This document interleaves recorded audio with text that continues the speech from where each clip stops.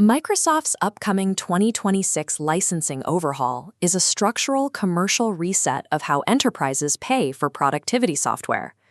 The official announcement from Microsoft states a straightforward 5 to 8% list price increase for enterprise plans, taking effect in July 2026. This bar chart compares historical Microsoft 365 price increases with the projected 2026 compound cost spike. Past revisions in 2011, 2017, and 2022 were direct adjustments, but 2026 introduces hidden, overlapping penalties that change the final math. The first compounding factor happened quietly in November 2025, when Microsoft eliminated the Enterprise Agreement Level B, C, and D volume discount tiers.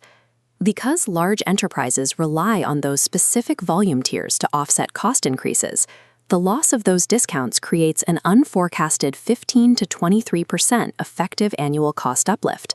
Passively accepting Microsoft's 5% headline figure without adjusting for these removed discounts will result in an immediate multi-million-dollar budget deficit. We can see exactly how this works by calculating the baseline scenario of a large enterprise currently holding Level D volume pricing on a standard Microsoft 365 E5 package. Starting with a $15 million baseline waterfall chart, we first add the initial block representing the 5 to 8% list price increase. Next, we calculate the financial penalty of losing those built-in 6 to 12% enterprise agreement volume discounts. Then we add unified support true-ups. Because Microsoft calculates your support fees as a percentage of your total licensing spend, those support costs escalate automatically as your base price rises. At the same time, Microsoft's channel partners are facing their own margin pressures and are narrowing the negotiated discount rates they offer during renewals. Any organization modeling their 2026 renewal based solely on the published 5 to 8% increase will underestimate their true financial exposure. The financial impact extends past corporate headquarters.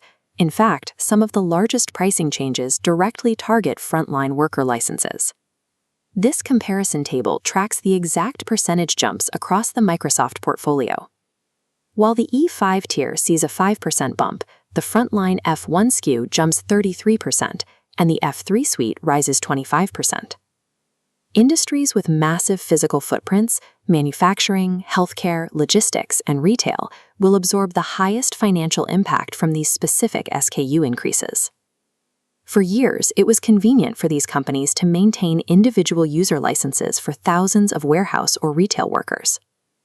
Under the 2026 pricing structure, that convenience creates a significant cost liability.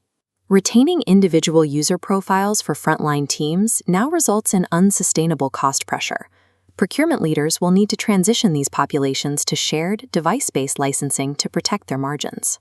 While positioned to simplify governance, Microsoft is moving to monetize the $100 billion they have invested in AI infrastructure. This strategy leads to Microsoft 365 E7, the Frontier Suite. For $99 per user per month, E7 bundles the E5 tier, Copilot, and the full Entra suite. It also introduces Agent 365, a new control plane designed to govern artificial intelligence agents, using the same tools IT uses for human employees. This quadrant chart plots the E3, E5, and E7 tiers on axes of cost versus utilization requirements. Despite bundling these tools together, the E7 tier only offers a 13.2% discount, placing it in the extreme top right of the graph. This 13.2% bundle discount is lower than the 14 to 16% incentives Microsoft historically offered with E3 and E5. As a result, there is a large gap in the daily AI utilization required to justify E7's price tag. IT departments often default to standardizing all employees on a single premium tier because it makes operational management easier. Adopting E7 before an organization has mature daily AI utilization results in paying a $468,000 premium per 1,000 users for software that may sit unused. Managing a 20% baseline increase requires a proactive defense strategy. You have to address the compounding costs before you sit down at the renewal table. You must execute a granular SKU and utilization audit. Tracking exactly who is using what feature is the first step. Enterprise organizations typically carry 15 to 30% unused or underutilized licenses. Trimming that volume is the primary defense against the price hike. Once the audit is complete, your finance team must model worst-case, mid-case, and best-case cost scenarios prior to opening any dialogue with Microsoft. You also need to secure independent pricing benchmarks from third-party advisors. You cannot counter Microsoft's opening renewal proposal effectively without objective market data.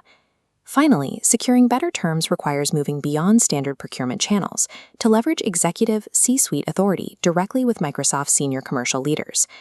Executing this intensive administrative playbook is the only way to secure the custom discount structures, extended price locks, and flexibility clauses required to manage the overhaul. Procurement teams must honestly evaluate their organization's daily adoption of paid AI tools to choose their path forward. The AI pioneer archetype, an organization already running E5 with Copilot deployed at scale and actively using AI agents, is the only profile that can mathematically justify standardizing on the E7 bundle today. For the 97% of commercial users currently operating without paid Copilot seats, standardizing on E7 results in significant overpayment. The 2026 licensing shift is a structural reset of Microsoft's licensing model. It requires proactive financial modeling and rigorous auditing over reactive purchasing. Thank you to Procurement Spectrum for the research and analysis driving this report.